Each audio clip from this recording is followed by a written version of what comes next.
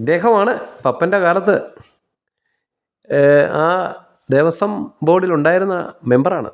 ഇദ്ദേഹം ചോദ്യം ചെയ്യാതിരിക്കാൻ, SIT ചോദ്യം ചെയ്യാതിരിക്കാൻ സുപ്രീം കോടതിയെ സമീപിച്ചു. അങ്ങനെ രക്ഷപ്പെട്ടു വരാം എന്ന് കരുതി. സുപ്രീം കോടതി പറഞ്ഞു, എങ്ങനെയാണ് നിങ്ങൾക്ക് ഇതൊക്കെ ചെയ്യാൻ കഴിയുന്നതെന്ന് ചോദിച്ചിട്ട് ഓടിച്ചു. കേരളത്തിലെ ഒരു പ്രമുഖ DIGയുടെ പിതാവാണ്.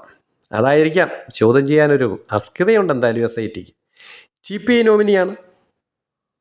പിന്നെ ഇവന്മാരെ കൂട്ടത്തോടെ രക്ഷപ്പെടുത്താനുള്ള അണിയറ നീക്കമൊക്കെ കാരണഭൂതവും സംഘവും നടത്തിക്കൊണ്ടിരിക്കുന്നു.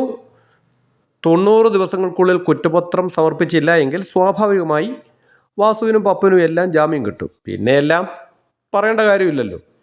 ഇതുവരെ എന്തൊക്കെ നഷ്ടപ്പെട്ടു, പോയതൊക്കെ കണ്ടെത്തിയോ? ഒരറിവുമില്ല. അതിനിടെ ചെട്ടുകുളങ്ങര ദേവീക്ഷേത്രത്തിലെ തിരുവാഭരണം നഷ്ടപ്പെട്ട സംഭവത്തിൽ കള്ളൻ മുരാരിക്ക് പങ്കുണ്ടേ എന്നും റിപ്പോർട്ടുണ്ട്. ഈ കള്ളമുരാരി അടുത്ത ദേവസ്വം ബോർഡ് പ്രസിഡൻ്റാവാൻ കുപ്പായം തയ്ച്ചിരുന്ന ഒരു കലാകാരനാണ്. കൂടാതെ പെരുന്ന പോപ്പ് സുഗുവണ്ണൻ്റെ വലിയ അടുത്ത ആളുമാണെന്നാണ് പുറത്തു വരുന്ന കരക്കമ്പി. മഞ്ഞുമലയുടെ ഒരറ്റം മാത്രമാണ് കണ്ടെത്തിയിരിക്കുന്നത്. കേരളത്തിലെ ദേവസ്വം ബോർഡിൻ്റെ കീഴിലുള്ള മഹാക്ഷേത്രങ്ങളിൽ ഒരു ഓഡിറ്റ് നടന്നാൽ അവിടെ ക്ഷേത്രം മാത്രം ഉണ്ടാവാം, ഒരു വിഗ്രഹമോ അല്ലെങ്കിൽ ഈ പൊന്നോ രത്നങ്ങളോ ഒന്നും ഉണ്ടാവില്ല. അതെല്ലാം എന്നേ നാട് കടന്നിട്ടുണ്ടാവും.